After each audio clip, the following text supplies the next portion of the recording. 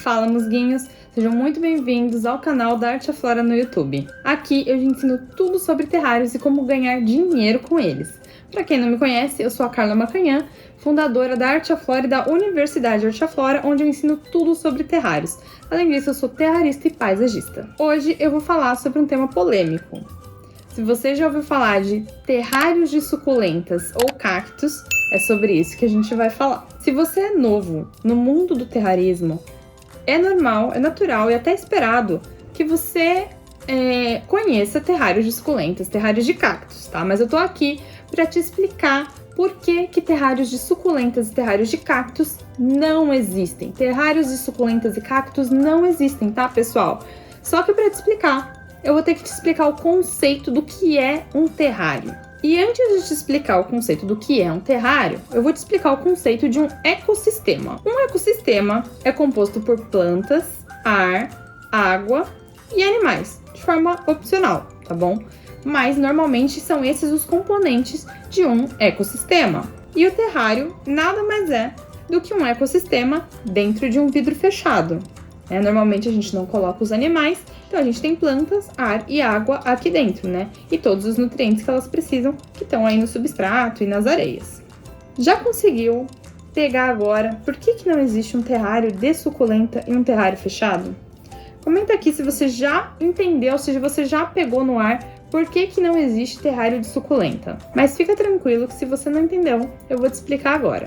Mas antes da gente continuar, não esquece de se inscrever aqui no canal para o YouTube conseguir entender que esse conteúdo é relevante e poder entregar para outras pessoas que também tenham interesse em ver esse tipo de conteúdo.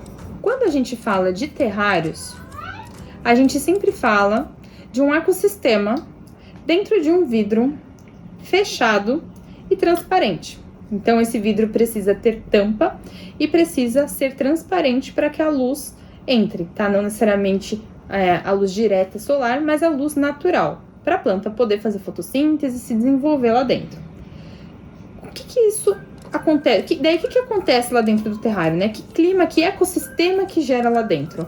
Gera um ecossistema extremamente úmido e quente. Na maioria das vezes é bem quente. Se você abrir um terrário, esse daqui ainda tem uma vedação mais forte, se você abrir o terrário, ele tem um arzinho quente lá dentro, como se fosse uma nuvenzinha, um bafinho, sabe? Ele forma esse ar, essa temperatura extremamente úmida lá dentro. E plantas, como cactos e suculentas, detestam esse tipo de clima. Detestam. Por quê? Porque elas são típicas de um ecossistema extremamente seco e árido, como desertos.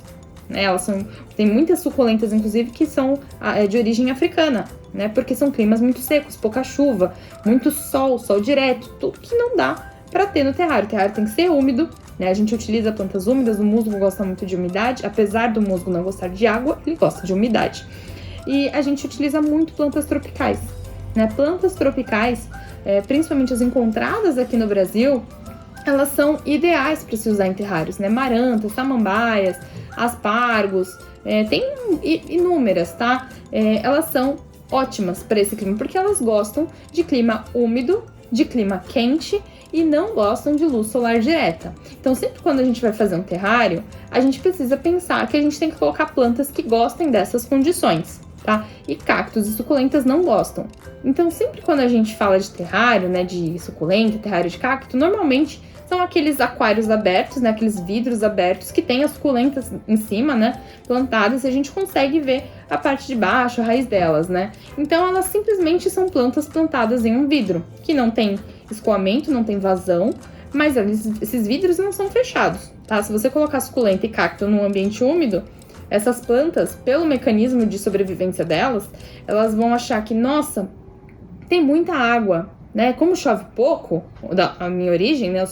Eu sou do deserto e lá chove pouco. Toda vez que eu vejo água, eu absorvo o máximo de água possível. É assim que uma suculenta e um cacto pensam, tá? Então, se você colocar ela aqui no ambiente úmido, ela vai sugar, chupar toda aquela água até apodrecer. É o que a gente chama de melar, né? A planta mela, porque ela absorve muita água. Ela não tem inteligência para saber que já tem água suficiente, que ela tá num clima que já é úmido, que sempre tem água disponível. Então, a gente precisa pensar dessa forma, tá? E da onde que vem a confusão, né?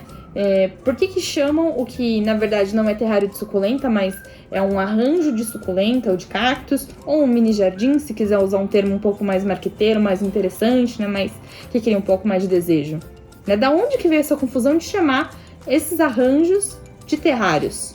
Bom, lembra que lá no começo do vídeo eu falei que que um ecossistema, né, é composto de plantas, água, ar e animais, se quiser, opcional.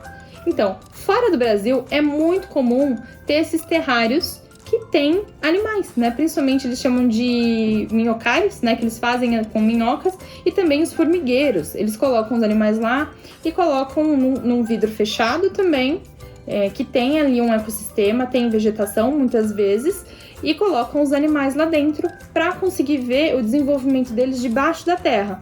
Então, se for um minhocário, a terra vai ficar toda cheia, né, de buraquinho de minhoca. Se for um formigueiro, você vai conseguir ver todos os labirintos das formigas lá dentro. E é muito legal, é uma experiência que eles fazem, é bem interessante para criança. Tem toda uma técnica para fazer, tá bom? Não adianta você pegar a formiga e colocar aqui dentro que elas não vão fazer um formigueiro, tá? Você precisa colocar uma formiga rainha e isso dá trabalho, tá? Já as minhocas é mais fácil, mas aqui é muito pequenininha. É interessante você ter um minhocário, algo maior, para ela conseguir se desenvolver lá dentro. Mas é daí que vem a confusão.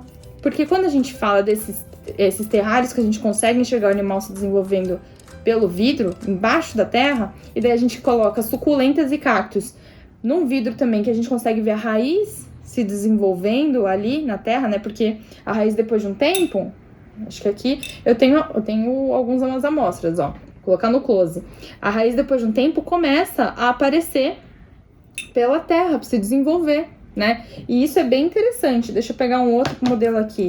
Vou pegar um que já tá um terrário que já tá mais desenvolvido para vocês conseguirem ver. Todos esses daqui são mais novos, o musgo não vai ter. Enfim, mas por isso é daí que vem a confusão, porque a raiz começa a se desenvolver na parte do substrato, na parte da areia a gente começa a enxergar, né? E é o mesmo conceito, né? O mesmo conceito de quando a gente tem os terrários com animais que a gente vê eles andando, criando seus labirintos lá embaixo, tá? É daí que vem a confusão. Mas para ser terrário precisa ser fechado, e os de animais, como eu disse, são fechados. Mas os de suculenta e cactos não podem ser fechados.